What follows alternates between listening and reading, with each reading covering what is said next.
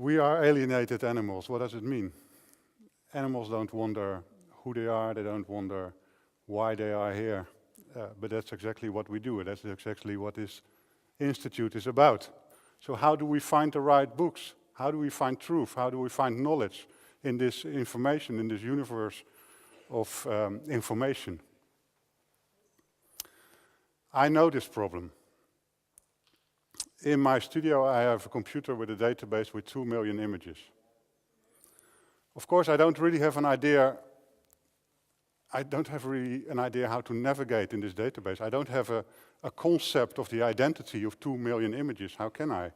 For example, I could wonder if there could be an image of a tennis player. So then I could use another computer and design a very clever system to learn this computer what a tennis player looks like in all kind of positions and conditions, like we heard before with the cat story. And then I could run that algorithm on the database, and then it doesn't find a tennis player. So there's no tennis player in my collection of 2 million images. So maybe there's a cup of soup. So then I go back to the other computer, I design an algorithm that finds cups of soups, and etc., etc. It's pointless, it doesn't work. So what do?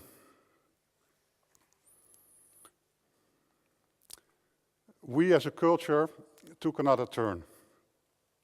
And instead of looking for content and meaning, we started to look for patterns, interrelations, self-referential order. So this is what my database looks like with this technology when I look for patterns. It's called data mining, and it's called pattern recognition. It's called knowledge engineering. In economy, 70% of all stock trade in the US is done by high-frequency trade machines, autonomously. Those are computers who make decisions and sell and buy thousands of stocks based on analysis. They even read the news in their own format. And here's an example from my database. I was not looking for Van Gogh, but Van Gogh found me. Van Gogh is a pattern. So what about the arts? Think about this momentum where we live. Think about all this information, the libraries, the musea, all information that we use, we store it in databases. And we should be able to read those databases. Otherwise, we cannot generate new knowledge. So what are the qualifications of a stock trade programmer? Using applied statistical techniques to develop quantitative models. So what could be the qualifications of an artist? Using applied statistical techniques to develop models. Because art loves mistakes. You got him? And art loves probability. Because mistakes and probability, they generate stories, they generate humor, they generate emotions.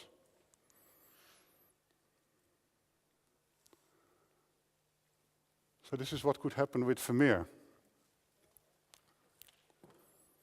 This is not a picture of Vermeer. This is what Vermeer is as a combined image. And now we are able to see it, to experience it, because it moves. And this is Mr. Breivik. You drop one image on the internet, and it's like a virus, including mutations. It gets a person, it gets a life. We shape it, we form him. And this is just a study, a classic study on portraits.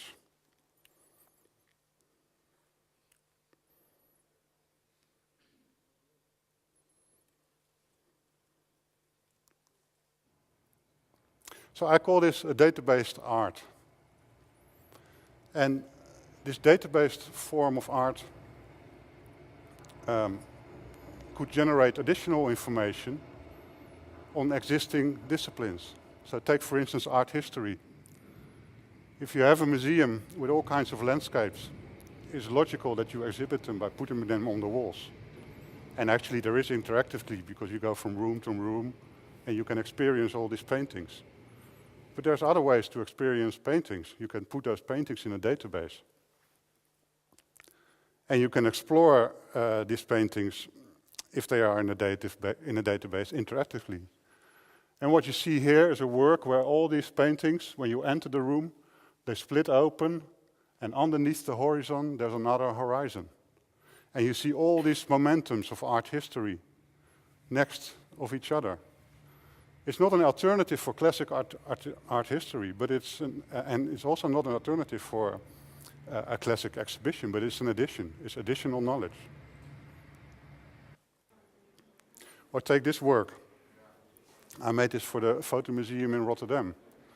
They had an archive of 150,000 images. And they wanted to show their archive to an audience. But how do you show an archive of 150,000 images to an audience? So I gave them a couple of filters. Where, who, what, and when. Very classic journalism. And I put the filters on different posts. So the people, on the post, they can select different filters, they can select different times and different subjects. It's not a search engine, it's a finding engine. They are making impossible routes through the database, and suddenly they come into a moment where they find all the clouds in 1953 in Southeast Asia.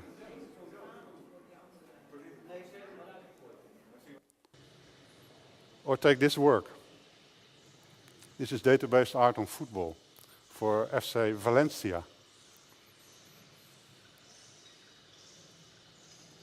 It's a work where you can interactively explore the identity of a football club. A football club is a formal system.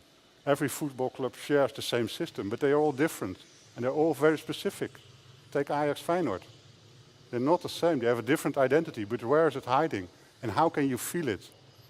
Well, you can feel it if you put the identity in a database and if you use the visitors to roam it, to experience it. So in this database, I made about 18 different themes of supporters, architecture, local patterns, local colors, trade. And the visitors, they are exploring the identity of the club in patterns that are related to the patterns of the local traditional patterns of the city itself.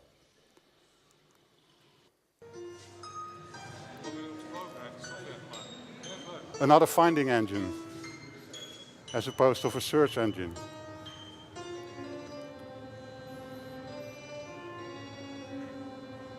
Roaming a database as an experience.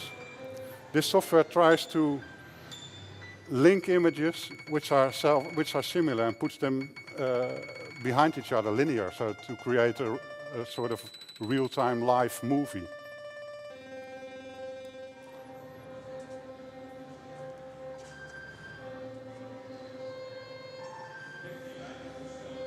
And you can play it with like an instrument.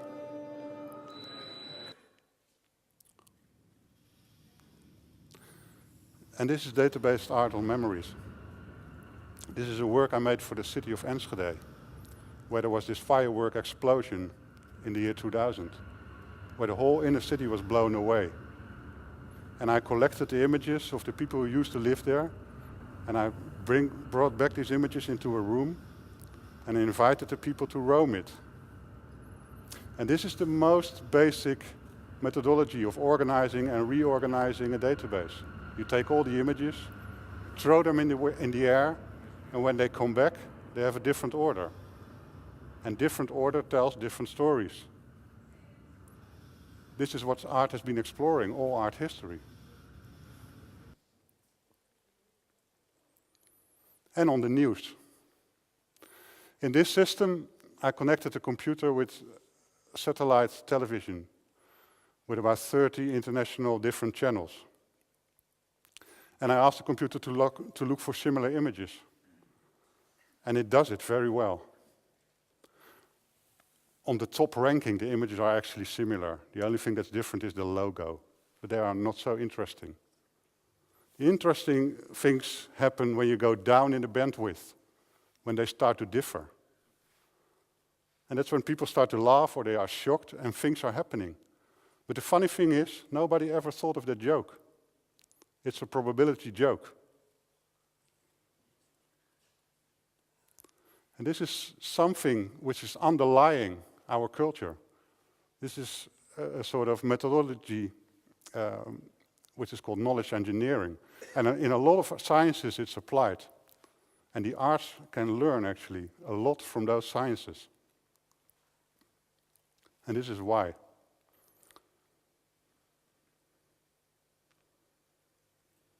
Thank you very much.